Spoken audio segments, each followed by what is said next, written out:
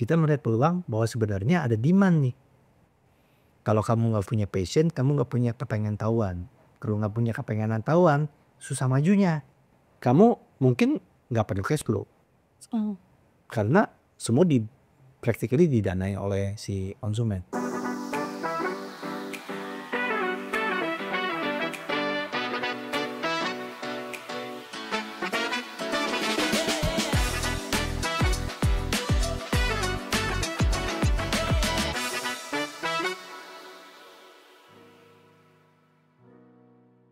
Hai Homers, apa kabar? Senang sekali bisa berjumpa kembali di Stalking. Di dalam episode kali ini sangat spesial karena sehubungan dengan 32 tahun anniversary dari Synthesis Development. Synthesis Development memulai perjalanannya dengan sebuah visi yang sederhana dan dengan tekad kuat dapat menjadi salah satu pionir di industri properti di Indonesia. Nah, saat ini saya sedang bersama dengan Bapak Budi Lusli yang merupakan Chief Executive Officer dari Synthesis Development dan kita akan berbincang-bincang banyak dengan Bapak Budi. Hai Pak Budi, apa kabar? Selamat sore, apa kabar Tasya? Kabar baik Pak, senang sekali bisa ketemu ya Pak. Dan ini episode Stalking yang spesial karena yang hadir nih langsung CEO-nya Synthesis Development. Oke Pak Budi, kita lanjut, kita mulai dengan pertanyaan yang pertama ya Pak. Synthesis Development kan sekarang sedang anniversary yang ke-32 tahun. Dan 32 tahun itu bukanlah waktu yang singkat untuk sebuah industri properti di Indonesia. Boleh tanya bagaimana sih Pak memulai project di Synthesis Development ini? Iya. Sebenarnya 32 tahun itu merefleksikan perjalanan karya properti saya selama ini. 32 tahun yang lalu berarti saya baru umur berapa ya? Baru umur 3, sekarang saya umur hampir 60, 32 berarti umur 28. Wow. Ya, 28 tahun. 28 tahun saya baru married. Dari itu saya bilang sama istri saya mau berhenti kerja. Oke. Saya mau mulai usaha sendiri di properti. Kalau nggak berhasil dalam 3 tahun, saya kerja lagi. Oh, itu adalah sebuah visi yang... Itu 1 bulan saya ngomong setelah saya married. Oh, berarti baru saja menikah, kemudian memutuskan untuk ingin membuka usaha sendiri gitu. Berarti keluar dari comfort zone Bapak sebagai seorang karyawan. Waktu mau nikah belum ngomong. Oke. Berarti ini agak deg-degan ya pasti istrinya ketika itu ya. Ya, 32 tahun yang lalu kita mulai dari suatu usaha konsultan properti. Khususnya shopping center pada saat itu. Oke. Ya, dimana pada saat itu saya ingat banget shopping center kurang lebih di Indonesia, bukan Jabodetabek. Indonesia tuh cuma ada 850.000 meter persegi di shopping center. Kita baru menyelesaikan, saya waktu itu kerja di Ciputra Group, baru saja menyelesaikan Citra Land Grogol. Oke. Nah, baru buka selama 1 tahun, kita memulai usaha shopping center konsultan sendiri dengan mengambil beberapa project. Waktu itu mulai dengan project di Malioboro Plaza. Iya, project yang tidak terlalu besar, ownernya bingung, itu kita bantu. Akhirnya berhasil selesai dan dalam waktu singkat mereka bisa mengembalikan modalnya dan mallnya sukses luar biasa. Oke. Nah, semenjak itulah kita mulai meneliti dari tahun 93 berarti ya, 32 tahun yang lalu, 92 tahun 3 kita mulai, dan sesudah itu kita kerjakan project-project shopping center dari Sabang sampai Merauke, dari Medan sampai Kupang.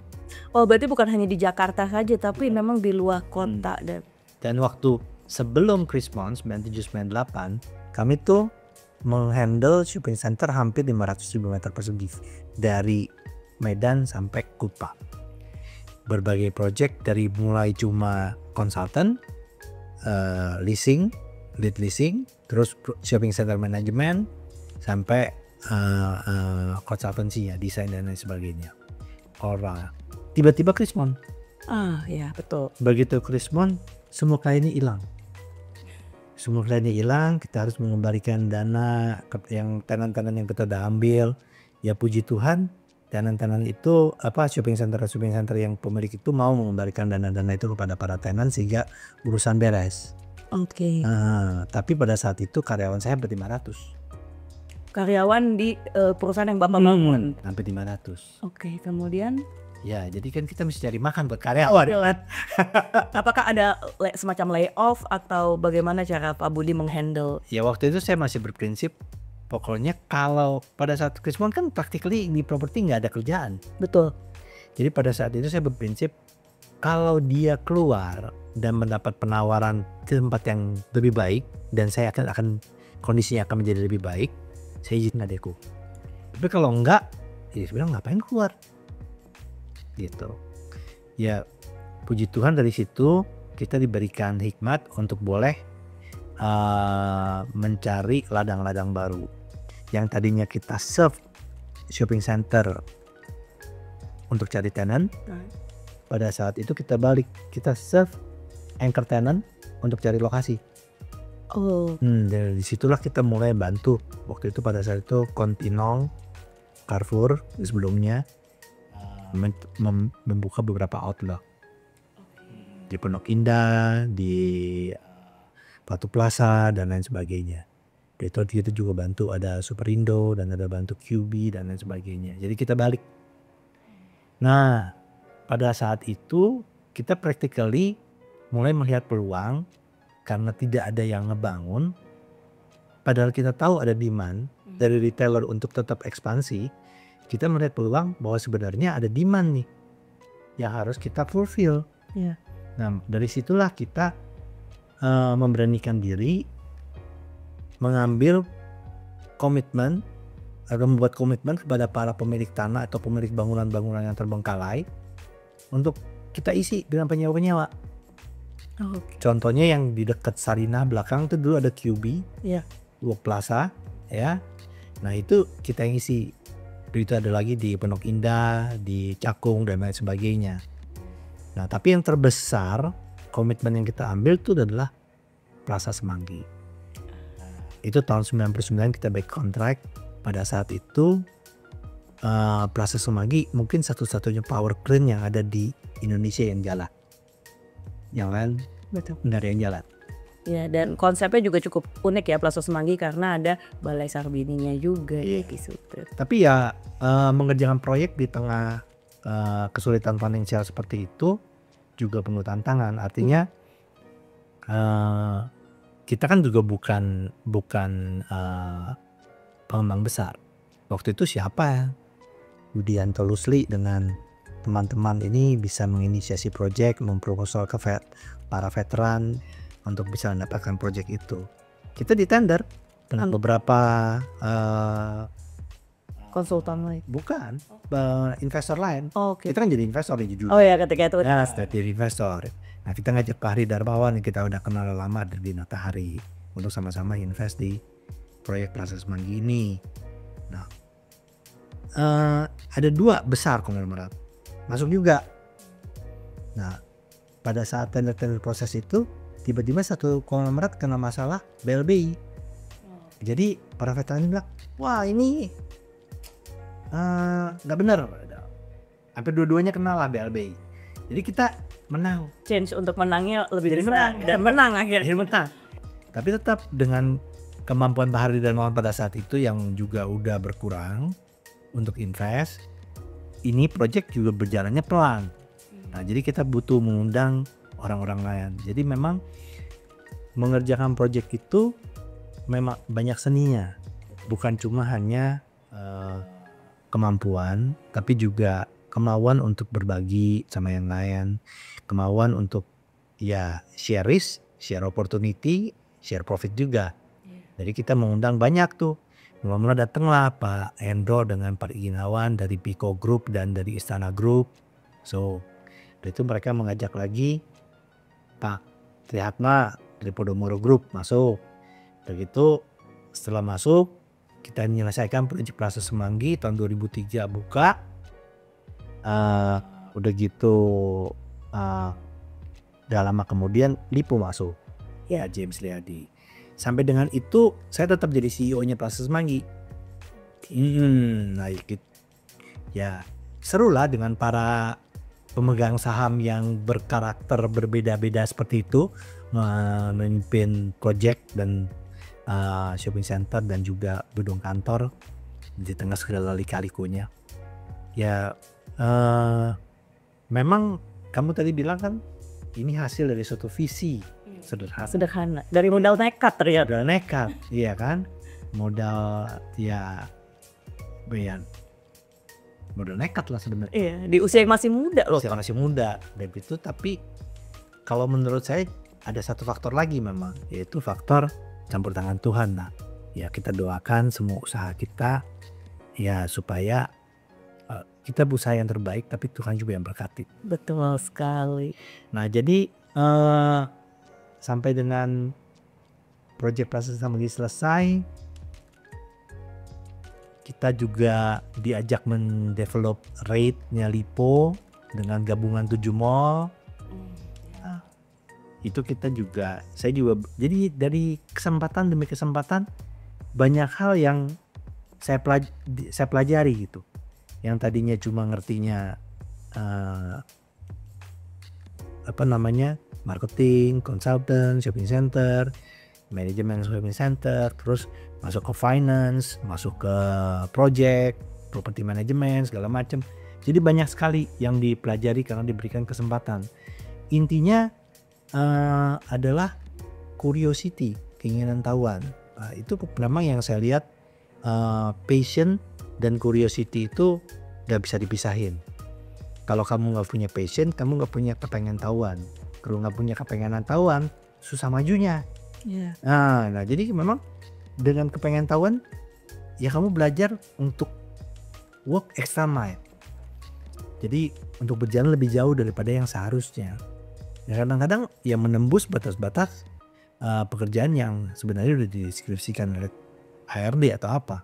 Tapi ya dijalanin aja memang, kalau enggak kan nggak tahu gitu. Beyond the limit ya Pak berarti ya. Yeah. Wow, ini menarik sekali karena ternyata di usia muda dan kalau sekarang kan kebanyakan Gen Z itu pengennya nggak kerja kantoran tapi buka usaha sendiri gitu. Ternyata itu udah dimulai dari sama Pak Budi dari tahun 92 di usia 28 tahun dan itu sangat menginspirasi Gen Z dengan cerita-cerita Pak Budi tadi, modal nekat ngomong ke istri baru 1 bulan menikah, terus dari karyawan menjadi konsultan dan terakhir menjadi investor di Plaza Semanggi. Berarti awal mula Synthesis Development itu bukan apartemen atau residential, tapi dimulai dari konsultan properti shopping center. Khususnya shopping center. Oke, kemudian bisa menjadi beralih ke apartemen dan akhirnya residential itu seperti apa Pak Budi? Nah, jadi kan saya tuh menyebut diri saya itu adalah developer anak hasil Krismon. Jadi kalau nggak ada Krismon saya nggak jadi developer. Saya tetap jadi konsultan kan. Iya, tapi tetap banyak project dan tetap aja kalau investornya pemilik propertinya adalah itu aja gitu kan. Ya saya tetap blessing in disguise. Blessing in disguise ya. Nah habis karena saya developer hasil Krismon, jadi memang dan juga keinginan tahuan banyak dan natur saya percaya pada market. Jadi pada saat itu saya percaya market, shopping center ada, makanya saya berani invest kan. Ya. Mulai akhirnya menjadi di Plaza Semanggi invest. Nah pada tahun 2004, salah deh, 2004. Berarti 1 tahun setelah 2005 lah kurang lebih ya, 2005. Itu udah mulai ada tren baru apartemen yang dipelopori oleh Podomoro. Back to the city, itu luar biasa penjualannya. Saya ngelihat ini luar biasa sekali. Berarti Pak Budi tidak bisa melihat peluang ya? Iya, penjualannya cepat sekali. Nah akhirnya kita mengambil satu project di Casablanca, namanya Casablanca Mansion. Oke. Project ini sebenarnya project macet. Oh jadi sudah ada existing project? Udah ada pondasinya, tapi macet. Oke. Dimiliki oleh satu grup yang besar juga dari macet. Nah itu juga saya percaya satu yang pertama adalah market, yang kedua adalah memanage cash flow.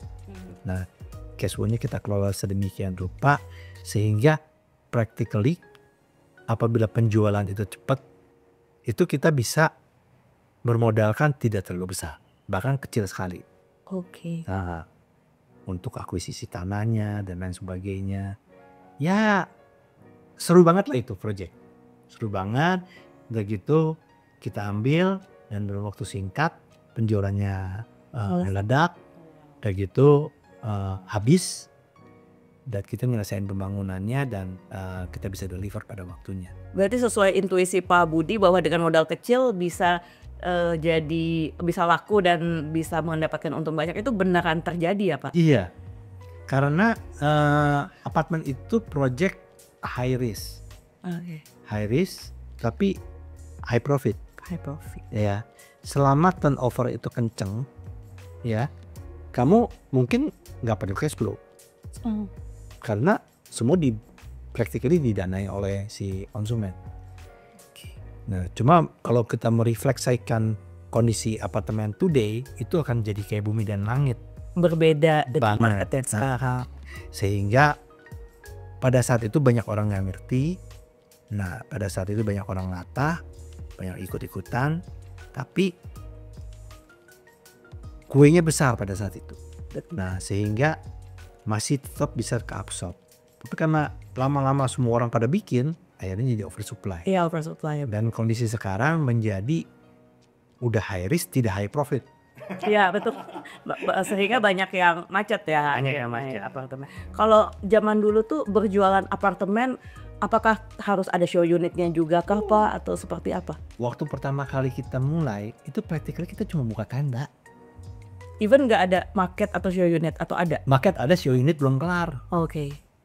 Show unit kita kelarin, berapa bulan kemudian cuma tenda aja buka jualan. Bagaimana cara meyakinkan market bahwa ini project bagus selain lokasinya memang di Jakarta Selatan ya? Iya, lokasi bagus. Tapi ingat waktu itu belum ada kota Casablanca kan? Oh iya, belum ada mall. Belum ada kota Casablanca. Tapi kita tahu bahwa ini ada project besar di sebelah dan mereka udah punya planning untuk bikin mall besar. Nah, dan waktu itu juga di Casablanca ada rencana untuk pasang LRT kan? Ya. Walaupun sekarang gagal, batal atau DKI membatalkan project itu. Nah, tetap yang penting kita mengkomunikasikan rencana kita sejujur-jujurnya lah. Mengkomunikasikan sebaik-baiknya dan sejujur-jujurnya, tidak terlalu bombastis, dan kita mendeliver step by step sesuai pada waktunya. Itu yang akan bring trust. Jadi makanya kenapa Sintesis slogannya adalah grow in trust, build with patience. Karena trust itu kita berasa banget pada saat kita nobody, pada saat kita gak punya apa-apa, kita bisa maju karena kita dipercaya orang. Kenapa kita dipercaya orang? Karena kita berhasil mendeliver apa yang kita omong. Nah, di dalam trust ini itu gak cuma terhadap bos, tapi terhadap koleha juga butuh trust. Kamu nggak bisa kerja sama orang kalau kamu nggak percaya teman sebangku kamu atau sekolega kamu akan bantu kamu atau memenuhi janji yang dia omong. Juga akan repot jadinya. Nah, trust ini juga ada kaitannya juga dengan Tuhan di atas. Nah, yang buat Muslim kan percaya bahwa kerja itu adalah ibadah. Dan buat yang Kristen juga sama. Bekerjalah seperti seakan-akan kau bekerja buat Tuhan. Iya kan? Jadi trust sangat penting lah. Itu jalan sukses buat orang yang nobody dasarnya. Tapi pada saat kita udah jadi pun, kita juga harus tetap mempertahankan trust itu. Mempertahankan itu nggak semudah malah daripada memulai. Kalau memulai itu kan berasa banget bedanya. Yeah. Nah, kalau mempertahankan itu lebih susah karena tipis gitu bedanya. Dan banyak, semakin tinggi sudah menjadi somebody itu semakin banyak anginnya betul. Jadi susah mempertahankan itu, tapi tetap harus dipertahankan sehingga Sintesis Development bisa sampai 32 tahun seperti sekarang ini kan Pak. Iya. Kemudian akhirnya merambah ke apartemen, kemudian ke residensial. Nah di 32 tahun ini pasti banyak hal yang terjadi ya kan, ada krismon juga, kemudian ada Covid juga kan di tahun 2020 kemarin. Nah apa tantangan terbesar dari sintesis development alami khususnya yang Bapak Budi rasakan, dan bagaimana cara mengatasi permasalahan besar yang terjadi ketika itu?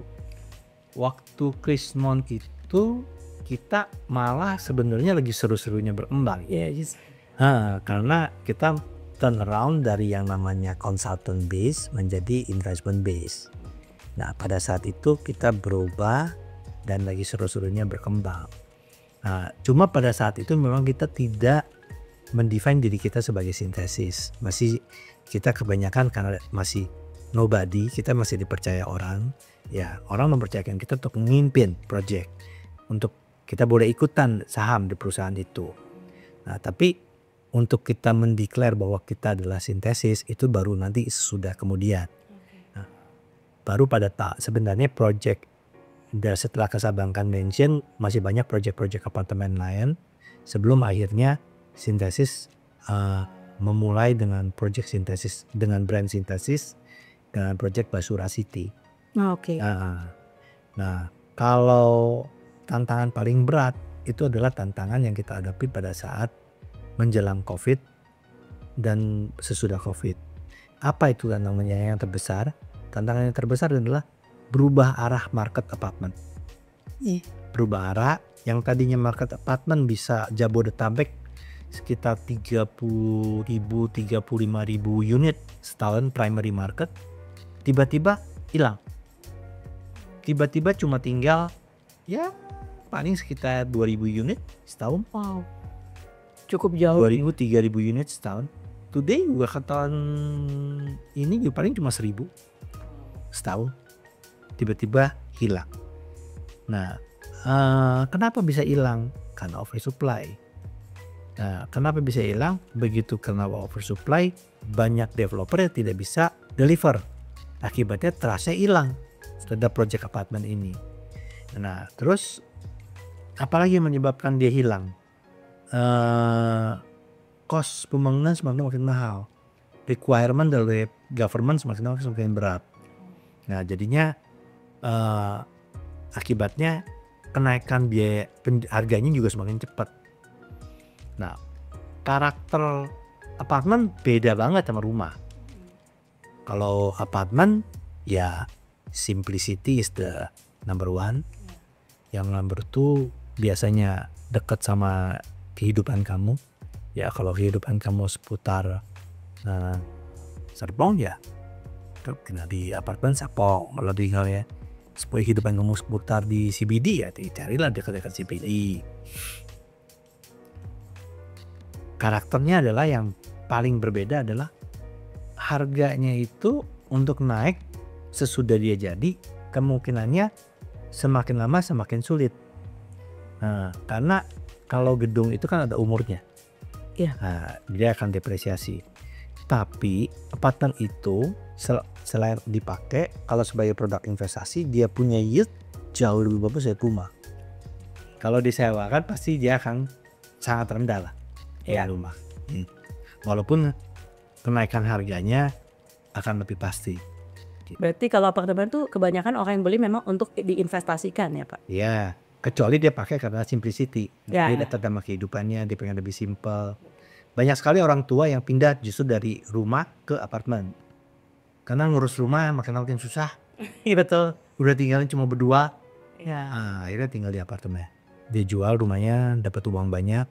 Dia beli yang lebih kecil, apartemen, lebih simple, nggak usah ngurus macam-macam. Dan fasilitasnya juga lebih lengkap ya. Oke, masih lebih lengkap. Oke. Nah, perubahan arah itu menyebabkan kita yang pada saat itu memiliki inventory seluruhnya apartemen pusing. Ya, karena practically sesudah keberhasilan Basura City, kita investasi hampir semua proyeknya apartemen. Jadi belum ada residensial ketika itu? Ada satu, cuma Sin Home. Oh, Baru mulai. Sintesis Homes. Iya. Tapi yang lain, Kemang, Cijantung, Gatot Subroto, kita masih ada lagi di Lebak Bulus, di Makassar. Ada beberapa proyek lagi yang udah sebenarnya Itu apartemen semua. Oke. Nah, jadi kita mesti lepas untuk mengurangi kewajiban, karena begitu apartemen kan setiap di high risk high profit kan. Iya. Kalau begitu dia marketnya nggak ada, menjadi high risk nggak ada profit karena nggak ada penjualan. Betul. Nah itu kita mesti lepas karena kita mesti turn around, berubah menjadi proyek-proyek perumahan.